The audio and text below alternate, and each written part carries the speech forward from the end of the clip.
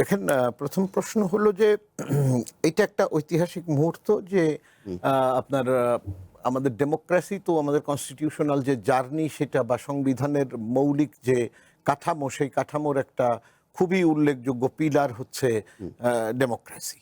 এবং সেই ডেমোক্রেটিক জার্নিটা আসলে যেহেতু আমাদের এখানে দলীয় সরকারের অধীনে নির্বাচন সবসময়ই প্রশ্নবিদ্ধ হয়েছে আমরা দেখেছি, সেই কারণেই এই মেকানিজমটা আমাদের আপনার বলেন যে সাংবিধানিক প্রক্রিয়ার মধ্যে এসেছিল যে একটা তত্ত্বাবধায়ক সরকার দরকার হবে।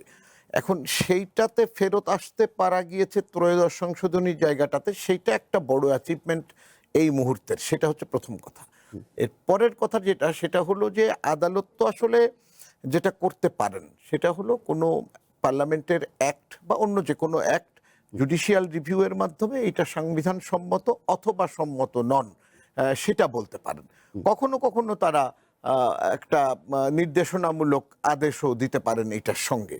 তো এইটার ক্ষেত্রে যেটা হয়েছে, এই তত্ত্বাবধায়ক সরকার অর্থাৎ পঞ্চদশ সংশোধনী যখন বাতিল করা হয় আপনার এই হাইকোর্টে, সেই সময়ে আমরা দেখেছি যে তারা মূলত চারটা, তার মধ্যে আপনার ওই যে 1/3 সংবিধান সংশোধন করা যাবে না এইরকম একটা বিধান আপনি আমাদের অনুচ্ছেদ 7-7 খ এই জায়গাটাতে ছিল, সেটা বাতিল করে দিয়েছেন। গণভোটের প্রসঙ্গটা এনেছেন, ওটা ত্রয়োদশ সংশোধনী পর্যন্ত এটা গণভোটটা বাংলাদেশের সংবিধানের সঙ্গে ছিল যে আপনি কিছু সংশোধনীর ক্ষেত্রে গণভোট দরকার হবে, সেটা ফেরত এসেছে। তত্ত্বাবধায়ক সরকার তো ফেরত এসেছে। বাকি আরো কতগুলো বিষয় যেগুলো চ্যালেঞ্জ করা হয়েছিল সেই জায়গাগুলো পলিটিক্যাল কোশ্চেন মনে করেছেন বলে আমার মনে হয়েছে আদালত সংসদের দিকে ঠেলে দেয়া, এই জন্য যে ধরেন জাতীয়তাবাদ, সমাজতন্ত্র, আমি সেটাই বলছি এগুলোকে। এছাড়া আমার যেটা মনে হয়েছে যে অন্য যে আরো প্রায় 50টার মতো ইস্যুস এখানে আছে, সেই ইস্যুসগুলো আদালত হয়তো এটাকে পলিটিক্যাল কোশ্চেন মনে করেছেন। আমাদেরকে মনে রাখতে হবে যে জুডিশিয়াল রিভিউয়ের ক্ষেত্রে সারা পৃথিবীব্যাপী একটা স্ট্যান্ডার্ড প্রসিডিওর হলো আদালত কনস্টিটিউশনাল ইস্যুতে পলিটিক্যাল কোশ্চেনগুলো বিষয়ে কোনো সিদ্ধান্ত সাধারণত দেন না।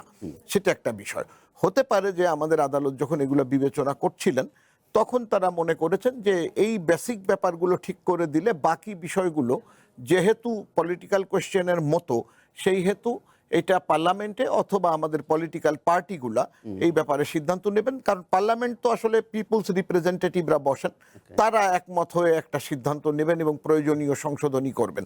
এটার সাথে একটু যোগ করে দিতে চাই, আমরা একটা এমনিতেই একটা মুহূর্তের সামনে দাঁড়িয়ে আছি যে আমাদের 18তম সংশোধনী কিন্তু দরকার হবে।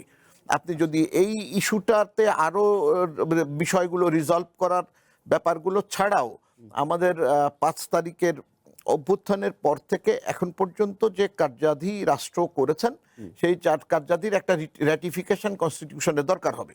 তো সুতরাং 18তম সংশোধনী যেহেতু ইনএভিটেবল একটা ইস্যুস হিসাবে আমাদের সামনে বা আমাদের জাতীয় সংসদের সামনে আছে, ওইটার সময়ই আমার মনে হয় যে আমাদের সরকারি দল, বিরোধী দল এবং রাষ্ট্রের অন্য যারা বুদ্ধিজীবী আছেন, সিভিল সোসাইটি আছেন, সবার সাথে কথা বলে একটা গ্রহণযোগ্য পরিবর্তন সংবিধানে, এবং সংবিধান সংস্কার তো আপনি চাইলেই যখন তখন করতে পারবেন না, এটার একটা আমরা অনেক সময় যে মোমেন্টাম লাগে আসলে।